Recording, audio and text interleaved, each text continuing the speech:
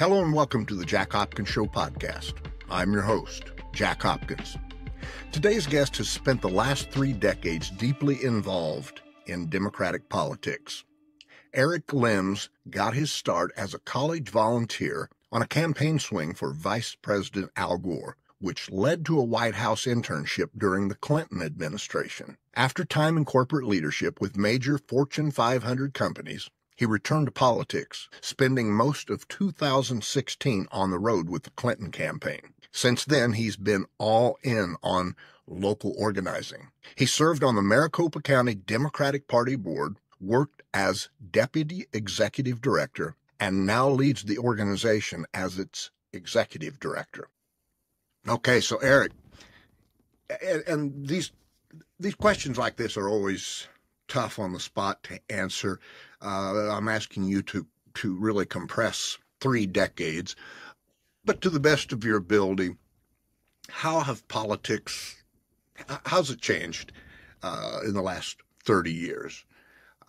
If you were to step back and just kind of look at the timeline and say, gosh, we start here and now we're here, how's it changed?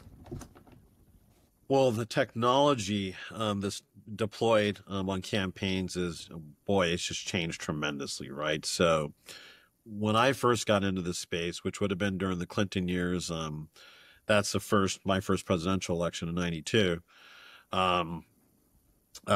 It was 24-hour news cycle, almost exclusively in CNN. That was pre-Fox. That was pre-MSNBC, obviously pre-digital media. And Bill Clinton and his campaign and his people were trailblazers at that medium, right? And Right. kind of, you and I are probably of a certain age. Remember Sure. the town hall style? You bet. Was kind of a first then. He had, a young guy by the name of George Stephanopoulos at the time, who's of course now been with ABC News forever, and then James Carville and Paul McGowan were then unknowns, but obviously subsequently became very famous from that campaign. And so that was kind of where we began. And then you get into the 2000s, the internet, the advent of the internet, about probably, and its usage and utilization in campaigns around the early 2000s. And Howard Dean was able to raise an amazing amount of money just from online donations. Then you move over into the kind of the Obama era of it, and forgive me, I tend to look at it through the lens of the who kind of using the internet to organize, and he had a big kind of an army of ground on the ground organizing there, and then now I am gonna go to a Republican. Then you go with the Donald Trump era, and what did he master? He used the technology of targeted digital media, Right. and really blew the doors off that and destroyed the Hillary Clinton campaign in that regard in 2016, and frankly has never looked back from that. But now we're kind of, if you look at 2025, where you combine all those things, kind of the media rapid response side, the online donations, the targeted digital advertising. And we're kind of in an era now where, frankly, I say the Republicans are ahead of the Democrats on that. But it's where all of those technologies have kind of come to the fore now. And one big thing is kind of gives us what we see today. So kind of from where we began and where we are, it's really just been an incredible trajectory. And it's really been a lot of fun to kind of be a witness to that history. Oh, I can't imagine. It's interesting to me how quickly we forget some things or don't have them kind of lined up in our mind. When you said, kind of the advent of the internet, and as you said that, I bought my first personal computer in 97. It was an old Packard Bell with a monitor the size of a Frigidaire, right? And I don't often, when I'm thinking politically, I don't often put those two together. And so to think about what an exciting but yet uncharted territory and time that must have been. You've got this new technology, and yet it's new. So you're having to kind of figure it out as you go along. Was that anything that, from a technological aspect, that ever caused any problems? Well, I think it caused, well, I think for presidential campaigns, I think, you find out there's problems, frankly, after election day when you find out whether you win or lose, right? I Sure. think if you look below the presidential level where stuff, frankly, is not as sophisticated, right? I mean, for the statewide races, governors and U.S. Senate, some of those, if they're well resourced enough, you get kind of technology that's more or less on par with some of what you see at the presidential level. Yeah. Below that, everything is a lot more of a bootstrap nature, right? Right. And so you have to be you don't have access to as many things financially, technologically. You have to be a lot more clever and making um, fewer resources go the furthest type of a thing. So in that regard, you really realize it as you kind of move down in the level of campaign. Yeah. Another major difference I will say in campaigns is, and I would say this probably started to happen about 10 to 15 years ago range, the data that's in these campaigns. Now, it's kind of ironic that at the time where data has become a very much bigger thing inside of campaigns, polling's gotten worse and worse and worse as we've seen.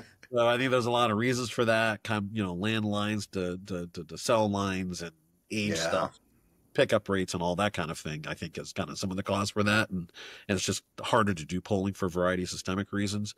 But by data, I specifically mean, you now have people with master's degrees and some type of, or PhDs in some cases, in a STEM type science inside of presidential campaigns running your numbers. Yeah. And looking and slicing the numbers several different ways to try to identify and isolate the people you need to target. And that has really there's been a huge uptick in that, Yeah. probably about the past decade or so. So when you look back to your earliest beginnings in politics, does it seem like a fairly antiquated time compared to what they're able to do now with technology, or is it just kind of all blended together for you? No, it was an antiquated time. I mean, I can go back pre-90s before I kind of got into it. We kind of, and we've seen this kind of portrayed in movies where, a campaign office, you have a bunch of cubicles and people at phones and, like all that stuff we do virtually now, right? So, Yeah. I mean, it's, which frankly cuts down on things like real estate costs too, right? Sure. So, and phone line costs and those kinds. So look, I mean, I think, the other kind of perspective I bring to it is, I was in the corporate business world for a number of years before I got into this full time. Yes. And it just so happens my chosen industry was software and technology. Oh, interesting. So I Wow. spent a decade at places like Microsoft and SAP. So I also say I'm able to kind of connect technology to politics probably more fluidly than Sure. a lot of other folks are. Yeah. That's also why the other stuff looks more antiquated too, to be honest. Right. Well, let me ask you this, because especially over the last decade, Arizona has been a big deal in politics, right? In elections. What is it that makes Maricopa County so important politically? So, first of all, we're very big. And we are the fourth largest county in the United States. And frankly, you and your listeners probably can guess the other three, right?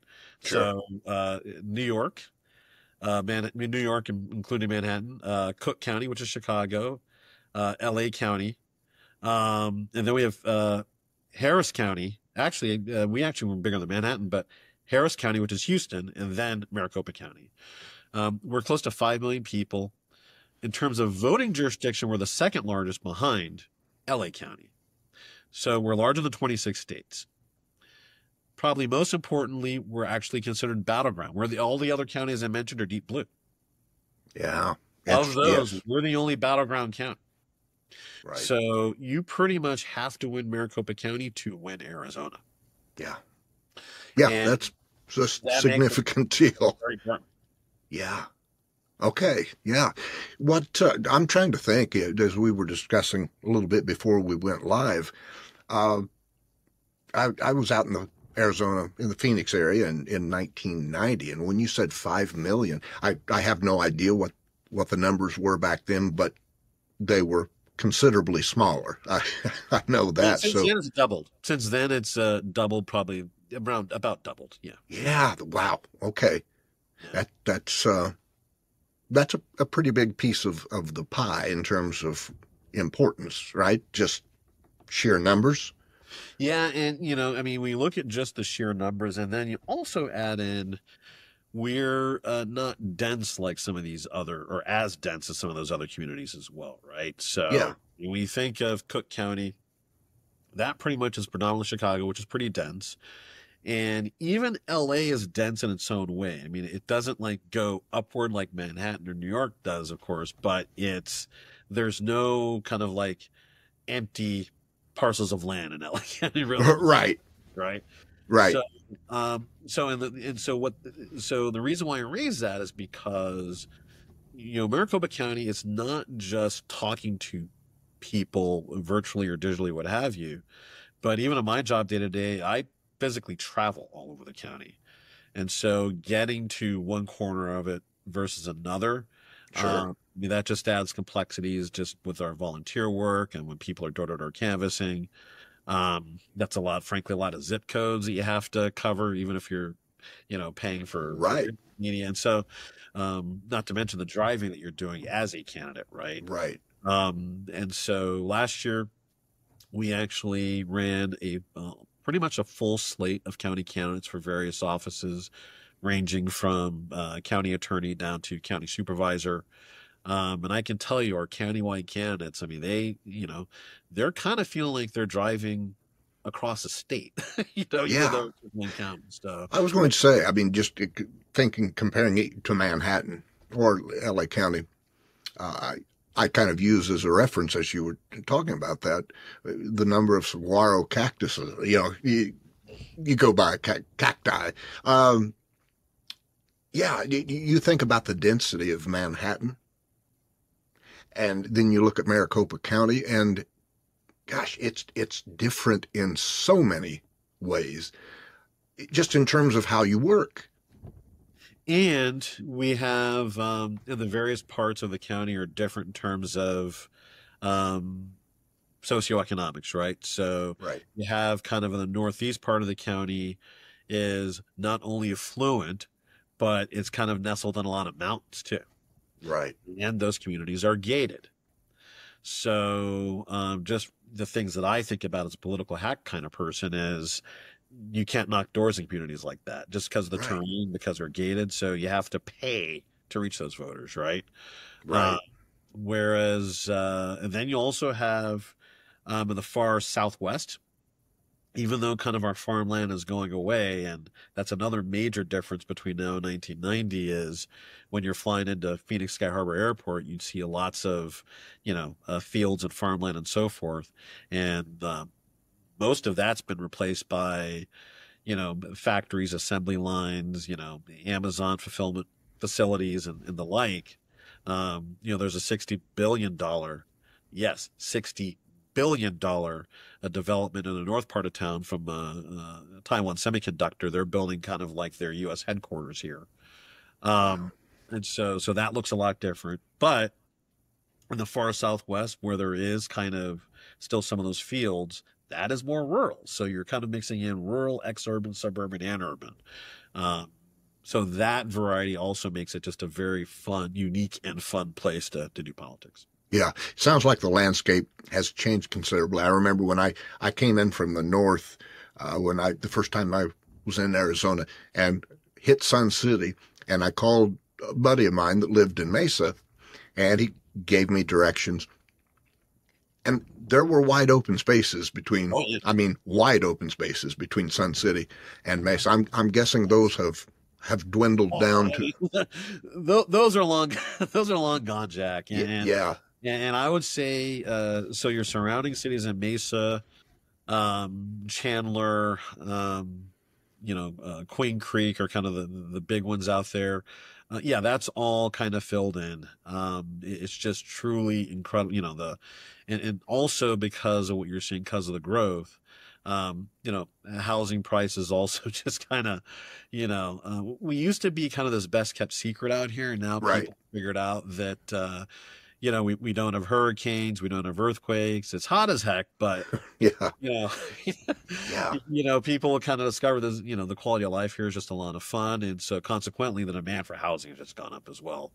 Yeah. Well, what has that done to the political landscape, that growth? So it's been fascinating because, you really see a lot of interesting thing with the migration patterns here, right? So, we've had a very healthy mix of people coming from um, really all over the country, ranging from the Midwest to the Northeast. Very curiously, frankly, sports, and I know you and I are both kind of sports fans as well in our own ways, Yeah. has had something of an impact on that because we've hosted a number of major events. We've hosted Sure. several Super Bowls, and then of course the Fiesta Bowl's gotten very large. Yeah. We hosted college basketball tournament last. And so what happens is people travel out here for one reason or another. They discover they love it, and then they migrate out here. And we've hosted a lot of teams from the East, and so that's kind of led to people from that part of the country migrating out here. Yeah. So when you get people coming from and then I also suspect we have a fair number of California refugees who, the housing price over there is just such that, hey, it's just, we got to get out of here kind of a thing, right? So, Gotcha. so I think the net of that, the impact on politics is the state, frankly, has become closer, right? Yes. Yes. It's, politically, probably more divided. I'd say it was probably in the eras of, say, 1990 to maybe 2010, 2015, pretty solidly red, I would say. Yeah. We did have a couple of Democrats who did well statewide in that era, who I would say, for their own set of reasons, were kind of just special talents. Janet Napolitano comes to mind. Yeah. But by and large, I mean, pretty solidly red. But really, in the past decade or so, I think the migrations patterns have kind of made it closer, and so that's what we're seeing. Gotcha. You spent some time in the Fortune 500 world, the corporate world, right? I'm curious about how that experience shaped your political leadership skills. And you mentioned that you were involved in kind of the software sector. So what did you carry over into politics, and maybe what did you not so much? So, and let me preface, even though I name dropped Microsoft before, that does not mean I'm a software developer engineer. I was more, again, on the, I have an MBA, so I was kind of more on the strategy corporate side. Sure. But I used a lot of analytical skills when I was in the business world, and that was something I was immediately able to connect to politics. And every day I'm always kind of, I have to manage a budget, for example. I have to build a budget and manage to it. That's something that it was easy for me to just kind of transfer over, that I'd still use on a daily basis. And I've used that not just in my current role, at Maricopa County Democratic Party, but also even when I've been a campaign manager, I have to do that. So that's something that, I was able just to kind of easily just kind of bring that skill set, and merge that with the political world. I would say, one thing that I've tried to kind of, I don't want to say leave behind, that I've tried to not replicate is, there's certainly politics is cutthroat when it's like Democrat versus Republican. Yes. Like your kind of political opponents. In the corporate world, there's an element of that even inside your own division, right? Sure. When I was with Microsoft at that era, it was about 20 years ago now, it kind of had if you remember the old CEO, Jack Welch at General Electric. Yes. it kind of had that culture to it, Yeah. and that created a lot of moments and certain times of the year, angst within the team. So one thing I've always tried to foster is kind of a family atmosphere in the teams that I lead, and I foster a relationship of trust. Trust, I think, is paramount within a political team. I think, because this is an environment where, especially for candidates, um, they have to be more vulnerable than they've ever been in their lives. Okay. Um, and sometimes it's not just the candidate himself or herself, it's their family as well. And those principals have to trust you and the team around them, um, without hesitation. And so just kind of fostering that, that sense of team and family and trust is something that I've tried to um, foster in this life that unfortunately I wasn't really empowered to do maybe in the previous life. As I said. Sure. Would it be fair to say that the higher the level of trust, the quicker things rebound when people do disagree with each other, when there is a flare up, that if the level of trust is deep, it tends not to be that big a deal. But if the level of trust is kind of low or just barely there, then those disagreements can become deal breakers. So here's the thing, you don't have to, even I'm talking within the team itself, right? You don't have to agree with your principal or your candidate on every single thing, right? Sure. You both just have to have a shared goal that you want to win. Right. And as long as you guys are on the same page there, um, disagreements you don't take personally. You just Right. have a different approach for a different reason. You come to it with a certain sense of, well, okay, you and I are going to agree to disagree, but let's roll forward and let's do it. And then you move on. You don't hold on to Sure. that emotion. One thing that I think candidates confront that maybe kind of their political operatives might have a different perspective on. I'm fortunate enough now that I happen to have a lot of personal vested interest in it because this is my hometown and my home state. And Right. so any candidates that run, I'm as emotionally invested in it as they are. Right. What you see a lot in this profession is you get road warrior kind of campaign manager types who will manage a congressional campaign. And sometimes, those campaign managers want you to go hyper negative and go negative against your opponent and all that kind of thing. Yeah. And, the candidate's like, look, I got to live here afterward, Right. and so that's sometimes where things can get a little Yeah. But again, if you have a shared mission and you trust each other on that level, you don't really take anything personally. Yeah. Yeah. I think of that along the lines that you mentioned when over the years we've seen candidates that didn't even remotely live close to the area or the state even that they were running who come in. And I always thought of that in terms of attempting to establish trust there. I can only imagine it's a lot more difficult to do. And you've got to have some really big treat you're dangling in front of your potential constituents when you do that because of the lack of trust. Let's talk about a name again that's been mentioned, but one that maybe a few people listening will know, and that's Clinton. What lessons from the 2016 Clinton campaign can we pull forward to now as we look forward? And I hate to say this, but I would be I just wouldn't be authentic if I didn't say this.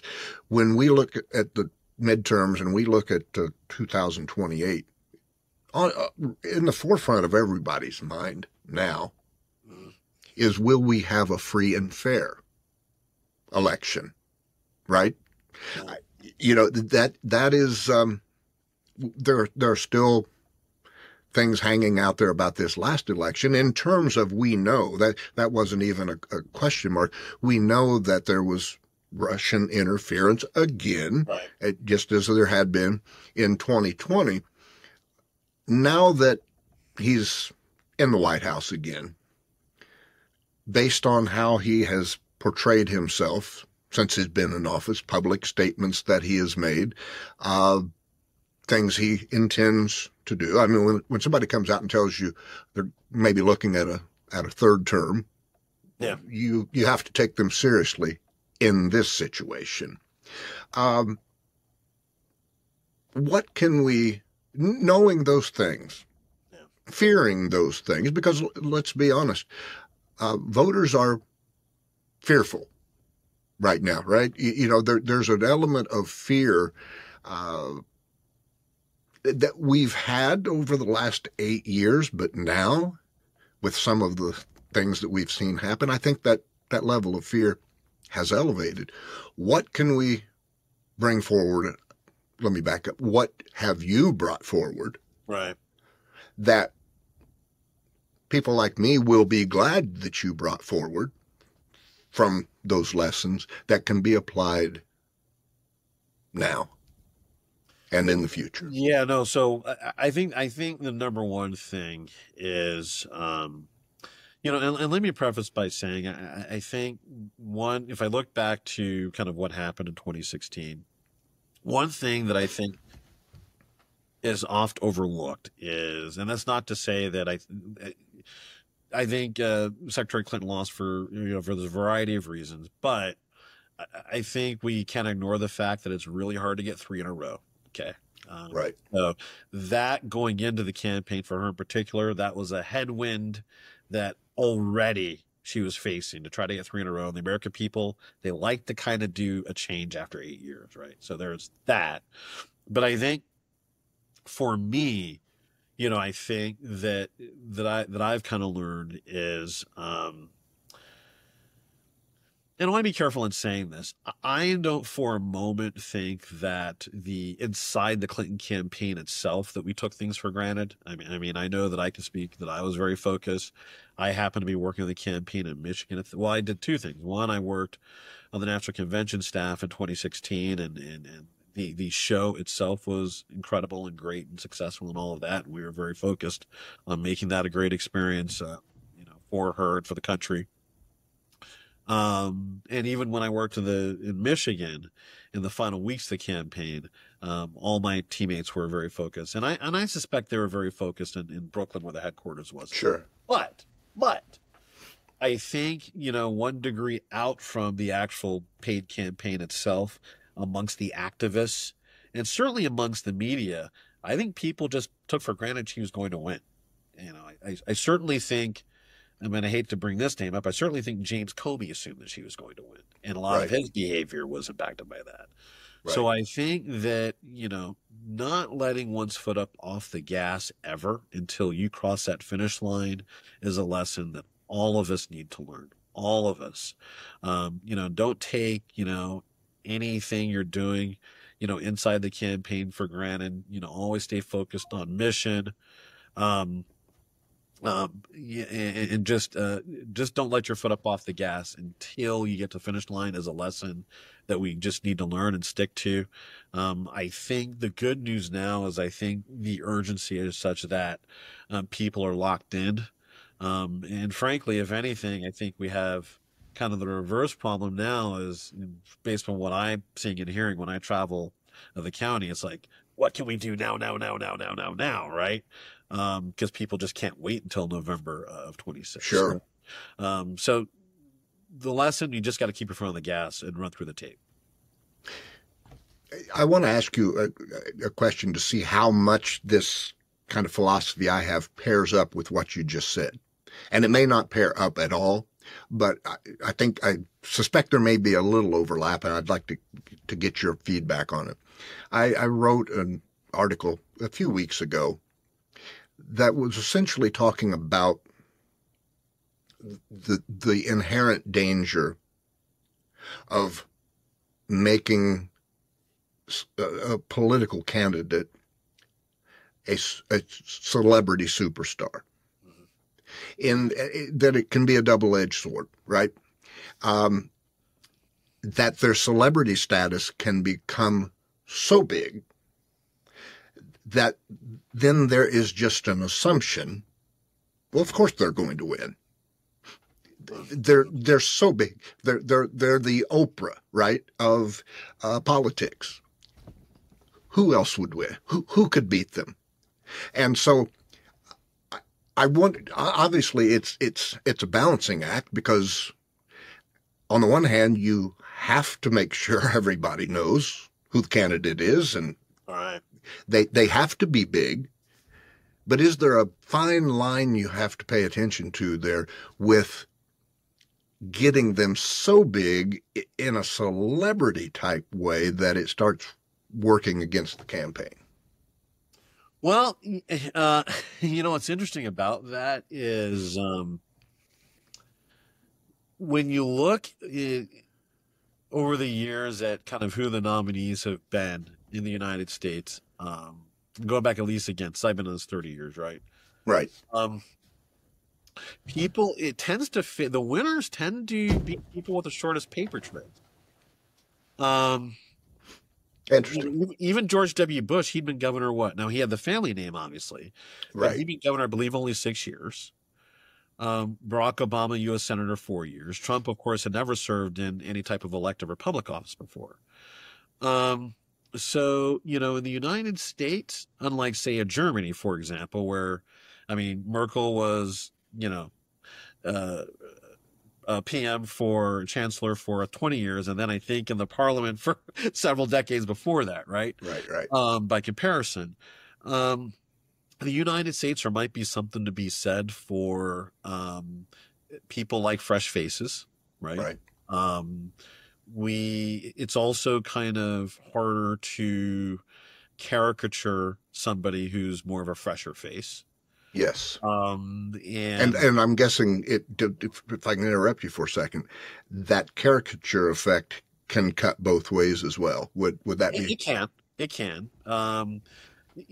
But what I would say is, the person maybe perhaps with a shorter paper trail might have a little more, I guess, latitude. The Okay, right. that they can use as well, right? You bet. They probably don't necessarily operate by a rule book that's been used for 10 or 20 years. So it can cut both ways. To your question is, can celebrity be too much? I don't know. I think that at the presidential level, you're particularly once you're the nominee, you're always going to get a lot of free kind of paid, right, free earned media, right? Because there's only two candidates, and the media is always fascinated by who the nominees are and all of that.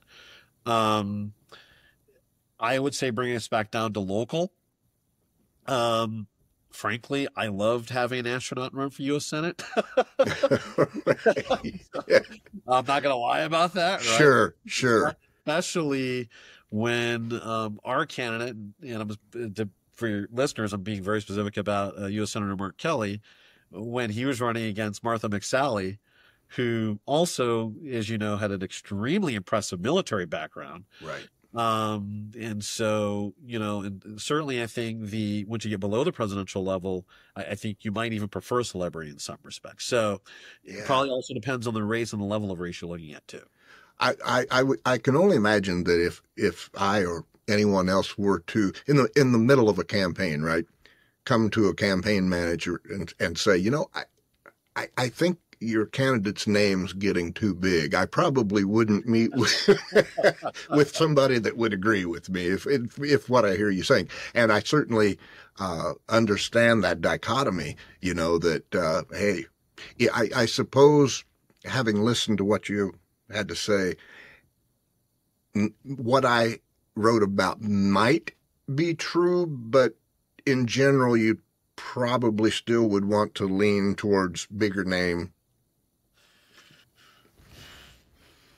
I'm actually going to punt here. I'd say it's case by case, and here's why I say that. Some celebrities have certain skills that we like to see in politics. Better skills than, say, others. I'll just be very specific on some names here. I personally think that Donald Trump has better raw skills than, say, a George Clooney. Sure. Okay. Sure. So look, I'm right there with George Clooney on his political ideology and Sure. beliefs, but I you would know, agree with you, by the way. but as terms of his raw skills to do this kind of thing, I mean, I just don't think he would be as good as Trump. So I think it depends on the race, the candidate, the moment. Right. I think it really depends. And I'm glad to hear you say that, because I have found uh, on social media, for example, if I post something along those lines, kind of making that type of comparison, you got to be prepared for the pushback, because those comments will be perceived as support of some kind for Donald Trump, when it's simply just an analysis of a skill set. Uh, but obviously, off the cuff, as raw as it is, there's something there that you don't see just Oh, absolutely. everywhere. Yeah. And I'll go a step further. I think it also depends on, you play to you have a certain set of skills, and then you play to your strengths, right? So Donald Trump's strength is building excitement, at an event within his flock, within his crowd. Yeah. It's not necessarily doing a debate. And so what does he do? He does fewer debates and more rallies, right? And you Right. can play to your strengths that way. George Herbert Walker Bush, if you allow me to get kind of nerd out on you, for a bet. second here on some history. George Herbert Walker Bush, his strengths were just an absolutely honorable and decent and fine public servant, dating back to his days as a 19-year-old combat pilot in World War II. And of course, again, I disagreed with a lot of his policies, but I mean, you can't question the man's, patriotism and sense of service. Sure. And when he's debating, somebody like a Bill Clinton, particularly in a town hall type of a setting, that was not his strength, right? And so Right. what you do is, I think the key is, you understand kind of what your skills are as a candidate, and you kind of work within those to kind of, see if you can excel. Right. Let me ask you what strategies, what approach MCDP has for reaching the voters who are just kind of like, they're just kind of reaching their threshold for politics, as so many people are, just because it's been a pretty rough and tense and stress-filled 8 or 9 years now. Yeah. How are you strategizing for that, to reach and connect with those people, and give them a sense of, hey, we're still in the game? So, look, I mean, just like a lot of Democrats, we were unhappy with obviously very unhappy and disappointed, and to a certain extent even surprised by the results of last November. So we wanted to learn from that, and we wanted to do differently. And of course, going, as I think I referenced earlier, you feel like you have a good plan going into the election, but the quality of the plan is always determined by the outcome, frankly, right? Sure. So the question for us is, and frankly for the people that we're serving, our precinct committee people and activists, is what are we going to do differently? So what we set out to do this year is, we do have a plan, and the plan comprises registering more voters, doing a better job of listening, to our to Democrats and our activists, and we're doing that in the form of listening tours. We've done several of them already, and literally what we're doing is we're traveling into all parts of the county.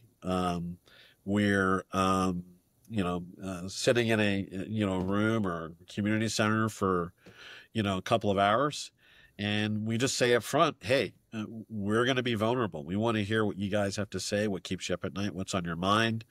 We're going to take this information and hope that it better informs how we do our strategy and our messaging. And that's why we're here. And we take all that incoming for a couple of hours. So that's one thing we're doing as well. We're trying to build out, our digital media platforms. We launched a new webpage. maricopadems.org for those who want to check that out. Fantastic. And we're trying to do a better job of visiting platforms that heretofore we've not visited, like yours and others, Jack. And so I think one takeaway, at least for me, from last year's election is, the president did a superior job of meeting voters where they were. And sometimes that wasn't necessarily, the Democrats tend to, and myself included, tend to think, well, let's look at that debate where so many millions of people are watching. But, the other side tends to think of it as, well, no, let's do this and that in podcasts. Let's do this and that in digital social media. And we're really trying to do a lot better of that in that area because I think, as I think I've said earlier, we're trying to play catch up in some of those ways. So yeah, those are the 3 or 4 things that we're doing differently to try to reach people. Nice. And once again, for anybody watching or listening, correct me if I'm wrong, but maricopadems.org. Is that correct? maricopadems.org. Gotcha. Listen, as we kind of wind down here, let me ask you this before we get into the last question.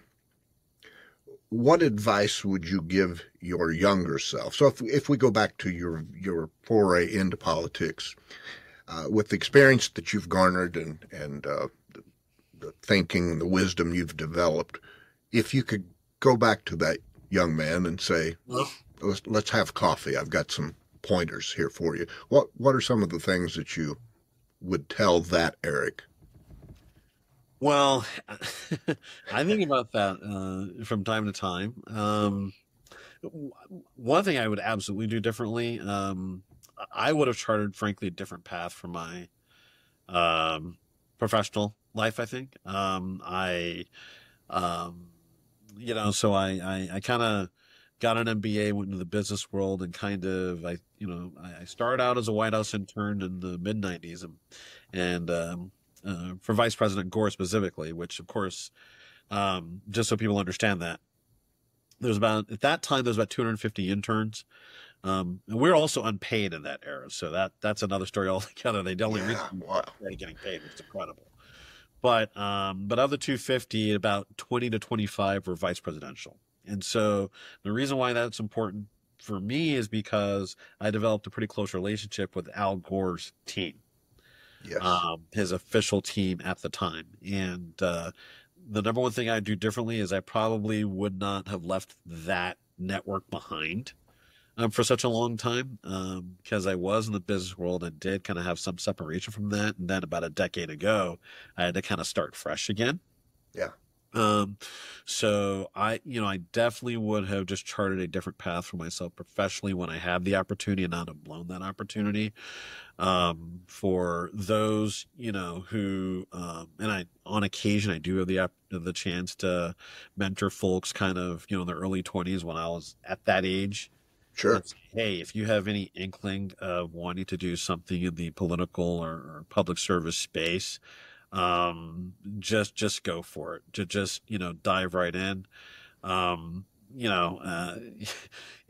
of us kind of have different experiences with with our parents and with our fathers. And I was, you bet. Where it's like, hey, go out there and make money and get rich and all that kind of a thing. And so I kind of fell into that for a number of years. Like, I got to get rich. And it just wasn't satisfying for me. And really, public service was kind of, politics was always my calling. And whenever I can, I advise people, young people to do that. And that's one thing I would do differently, just kind of follow my heart. Right. So to close out, I want to ask you to contribute this and tell me your approach. One message that I am really sending out to everybody that I talk to in terms of future voters, right? People who are going to be voting in upcoming elections or who should be voting in upcoming elections. I make sure to start out because I know that's where so many of them are mentally and emotionally. I acknowledge and address that concern, that fear, that election integrity, it could be a question mark because of the kinds of threats that we've heard be made, right? But I follow up with, we have to vote like election integrity will be, straight up and down and as tight as it has ever been. Because I think if you don't blend those two stories, if you don't match their fears with a fact, which is, if we don't vote, that's when we have problems, right? Yes. Yes. We have to vote. But I think at the same time, one way to kind of lose trust or risk losing trust is to act like, oh, yeah, there's nothing to being concerned about election integrity. Put that, that's not even a deal. I think people have experienced too much to just wipe it away. Right. So I acknowledge it, but then boom, we have, no matter what we are afraid of, no matter what we think could happen, we have to vote anyway. So what is the Eric message to that idea? So I'm actually going to blow the Republicans' cover here on something to kind of give folks some confidence in the system. And I'm speaking again narrowly in Maricopa County. Our elections officials, so I'm talking specifically not necessarily the elected county recorder here, who is someone who I oppose, and we had another candidate who I supported. But I'm speaking his civil service team, the people who actually do the day-to-day work. They are incredible people, and these are people who they're not political. They just do the work. And then one of the things that we do is both the Democratic, the County Democratic Party and the County Republican Party actually goes to the election facility before every election. And we both observe trial runs of the system and have the opportunity to approve or disapprove the system prior to every single election, even the most mundane, like bond elections, all the way up obviously to presidential. Both county political parties do that, and that's the dirty little secret to this. So people should understand that after the election, when they hear, oh my goodness, and it was, from the MAGA side that it was fit, hey, the county Republican Party was approving stuff beforehand. So that's one thing I'll say. The second thing I'll say, and again, just keeping it kind of focused on Arizona, is we have a Secretary of State, Adrian Fontes, who, yes, happens to be a Democrat. But Adrian Fontes, this man is a Marine. He is the most hopeless romantic about democracy and this republic that I've ever seen. And pardon my French here, but he will be damned if he even whiffs that there's something that is off or awry or that is not honest or not working with the election. So the folks in Arizona should feel very confident that next year's election is going to be a meaningful election. No one should use that as a pretext or an excuse to not vote. Who was it that said this is a republic if we can keep it? I think that might have been Benjamin Franklin, but we need to just remember that and go to the polls next year when the time comes with that in mind. And let's just not surrender this republic, this nation, to those who would do us harm from within. Let's not do that. Well said. Those are two fantastic confidence bolstering points that you laid out there. To have someone with that kind of integrity in the position that Adrian is in, and then your dirty little secret, as it were, I can see why Republicans would like to keep that a dirty little secret. I just blew their covers, so yeah. Yeah. No, and I think, and let me kind of backtrack a minute, and oftentimes that I don't clarify this enough.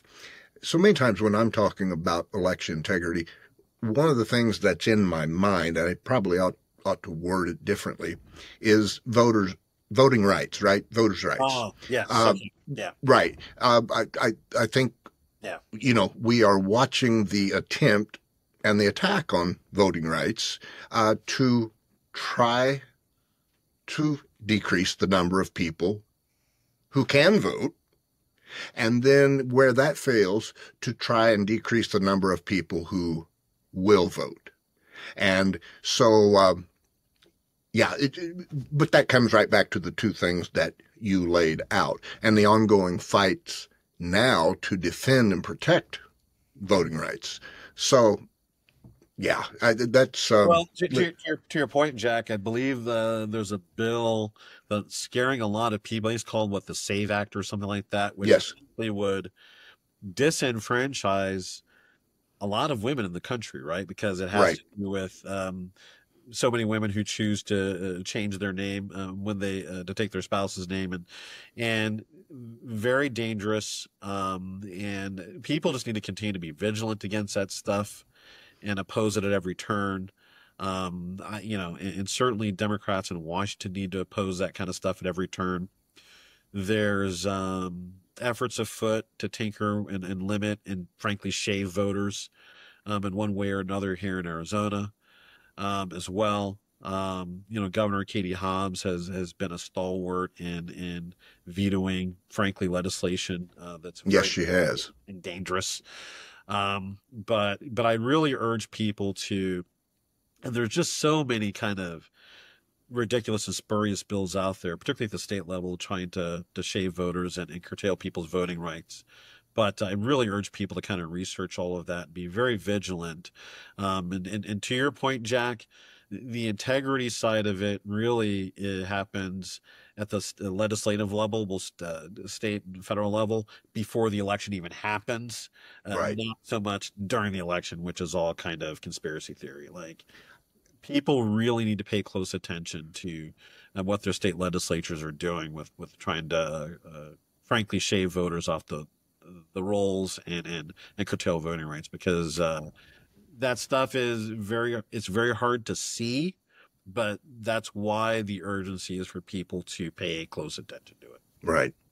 Well, listen, I have enjoyed this so much, and I think that the people of Maricopa County are in good hands when they've got you leading the way.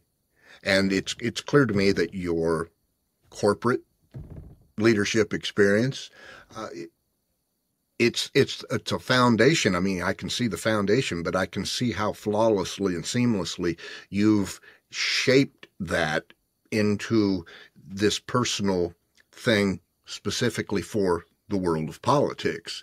And that's something, as I'm sure you've encountered throughout your life, throughout your career.